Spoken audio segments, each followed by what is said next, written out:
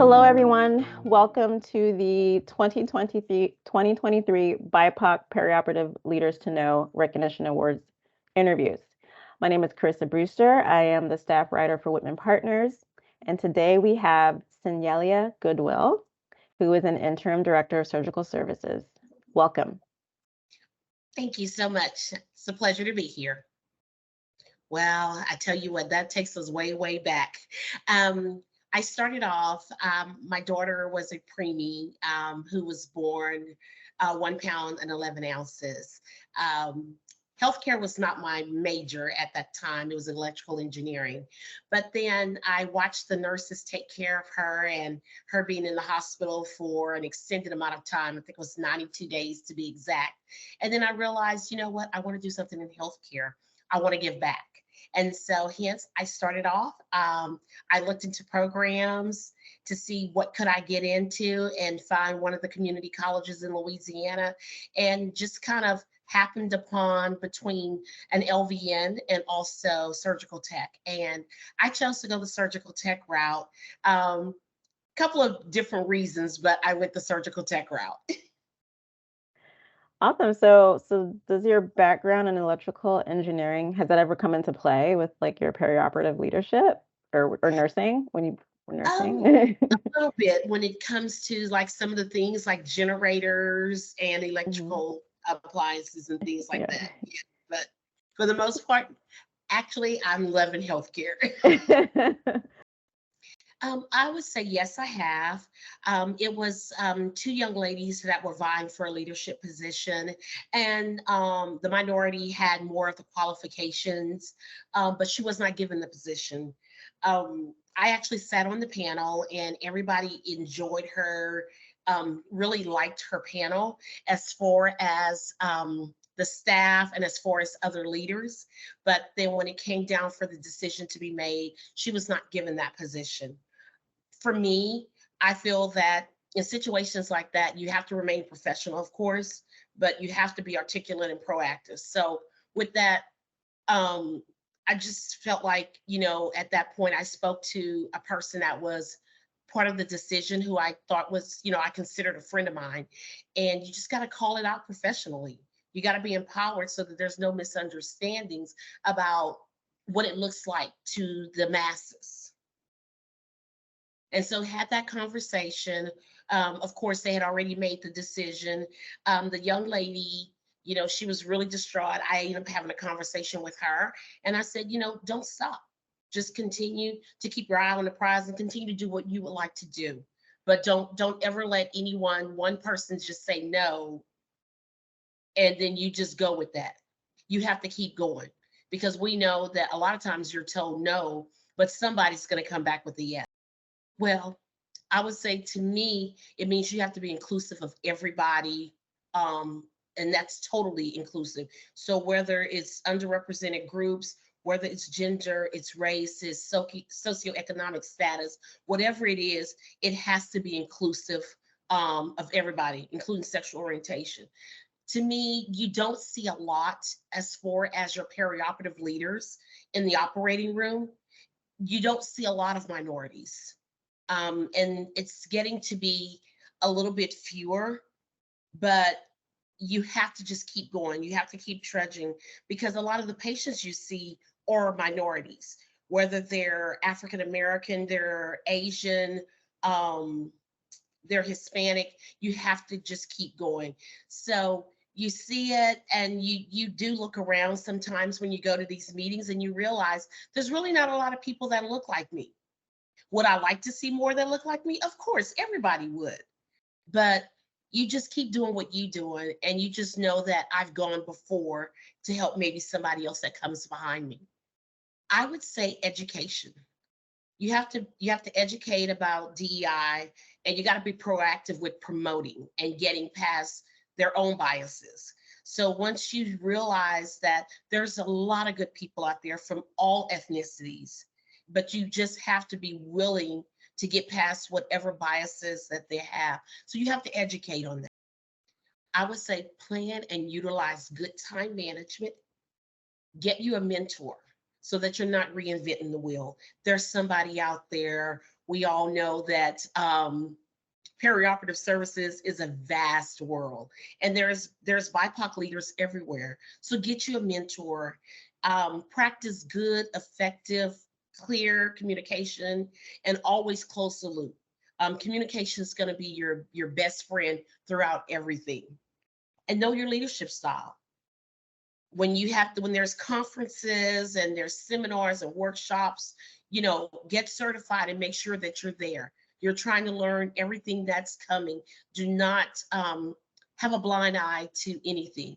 I would say that in that respect of learning everything, just keep an open mind. Mhm. I like what you said about closing the loop on communication, because I feel like people know that we should talk to each other, but then, like, what happens after that? Exactly. It's like people talking, talking, talking, and nothing gets resolved. But yeah, Well, did you close that loop? No, I didn't, but yeah, we keep working. So yeah, that I would tell anyone, and be fair. I would honestly say always be fair. Know every aspect of your job, of the job. If you're over sterile processing, you need to know sterile processing. If you're over pre-op and PACU, you need to know something about pre-op and PACU.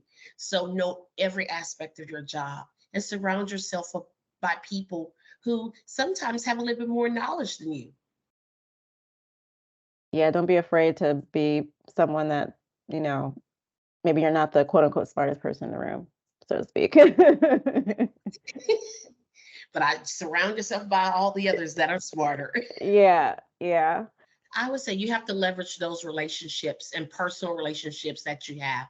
So if you have to know somebody that's in patient access, you got to know somebody that's in radiology. You have to have a good relationship with your surgeons, with the surgeon's office, with EVS, with the inpatient directors.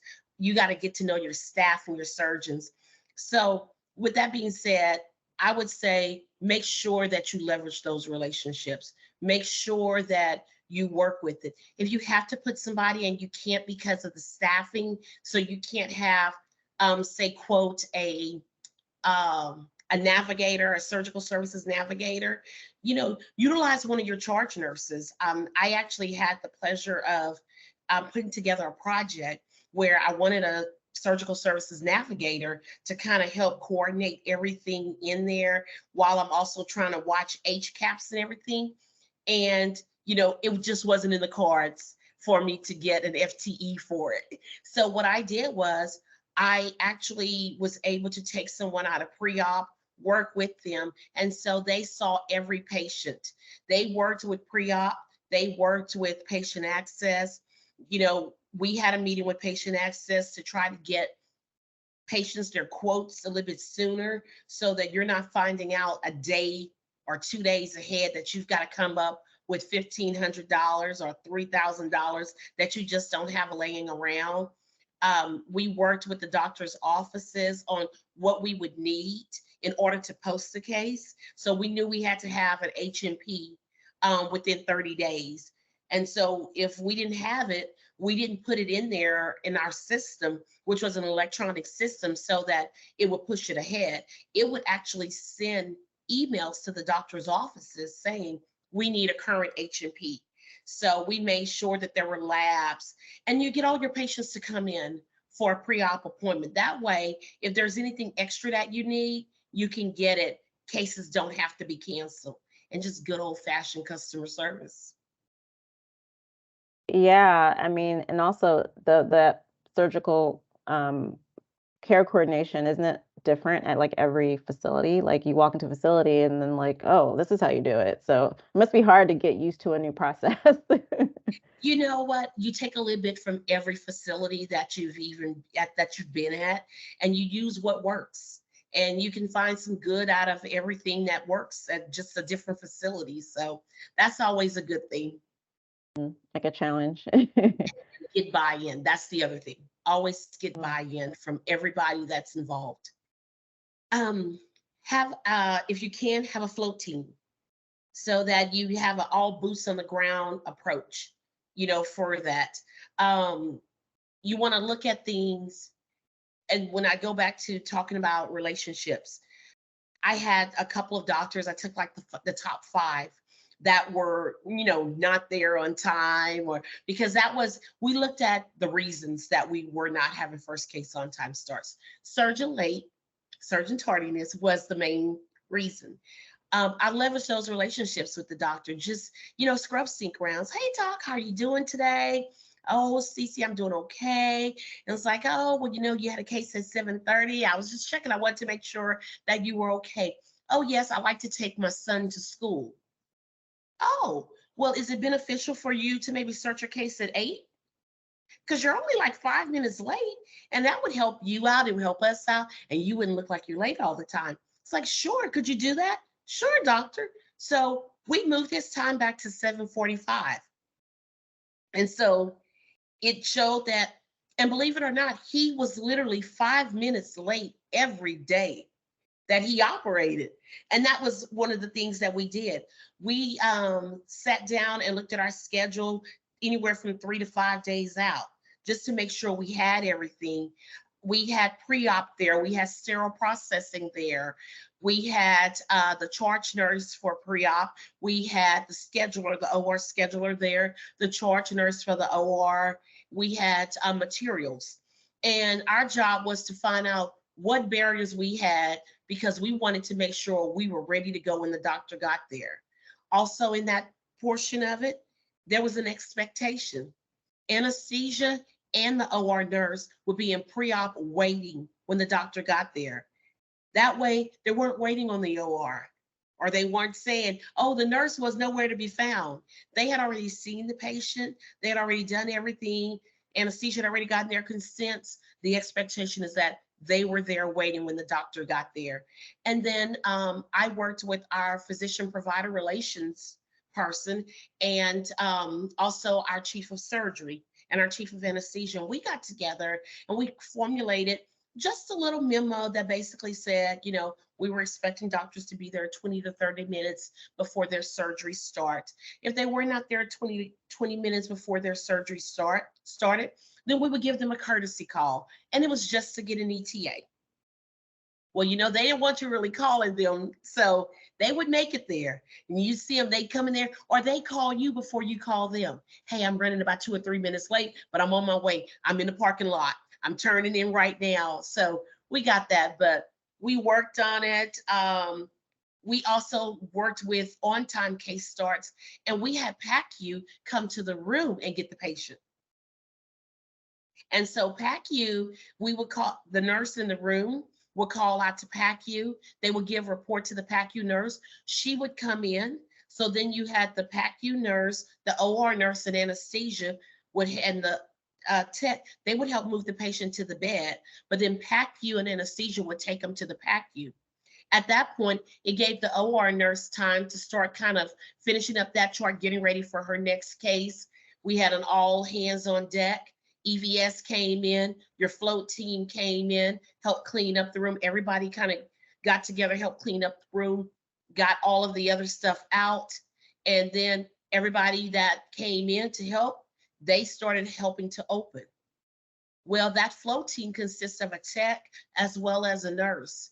So that nurse that was assigned to that room would go to see her next patient, and that float nurse would actually count for that nurse, so that when she came back, we actually were able to have 20-minute turnovers. Wheels out of the patient to wheels in of the next patient. That's awesome. When I said we literally did a lot of customer service, we did an extreme amount of customer service. We sent thank you notes to our patients. They were signed by every person at every level of care. So it was signed by the pre-op nurse when they came in for their PAT appointment 3 days before their surgery. It was signed by the pre-op nurse the morning of their surgery. It went with their chart. It was signed. The OR nurse signed for herself and the OR tech. It was on the top of the chart. Even the doctors started signing, because their patients were like, oh, we got this wonderful thank you note from the hospital. Never had anybody send you a thank you note. Then it would continue to follow. It would go to PACU. The PACU nurse would sign. and then it would go back to the discharge, or if it went to the floor nurse would sign it, and we would pick them up every morning. The charge nurse for the OR would sign, the charge nurse for the PACU would sign, and I would sign personally myself. And then we put them in the mail and mail them to the patient. That's So fun. Oh my gosh, that's we did amazing. this, the PACU charge nurse did discharge interviews. She saw Mhm. every patient right before they got ready to get discharged. And those that were leaving, in most cases, if she didn't wheel them out, she saw them before they were wheeled out to leave. We asked the patients when they came in that morning, what's important to you? You know, is privacy important to you? Is your family communication important to you? Is your family knowing what's going on important? So we found out what was important to them so that we could hone in on what was important to them. We communicated delays. If we knew they were going to be late and their surgery was supposed to start at such and such time, it was supposed to start at 10. So as soon as we knew they were going to be late, the nurse went in and said, I do apologize. The doctor is still working in a prior room. We will get you in as soon as possible. It'll probably be maybe about 15 to 30 minutes. Once that 15 or 30 minutes hit, the charge nurse went in to have a conversation with the patient. If they were still running delays, the manager went in. Once the manager went in, then I would go in. So we would all communicate with the patient. We communicate with the doctor, and then we did discharge phone calls the next day to make sure they got all their education. Did they have any questions? How were they feeling? And so, yeah, we did that. I would say my tips are, like I said, good old fashioned customer service, but leveraging those relationships with your staff, with your surgeons, and with their offices and the scheduler. So we did schedulers luncheon. So you can put a face with a name. From the office, they're calling in to schedule these cases, but they don't know who it is.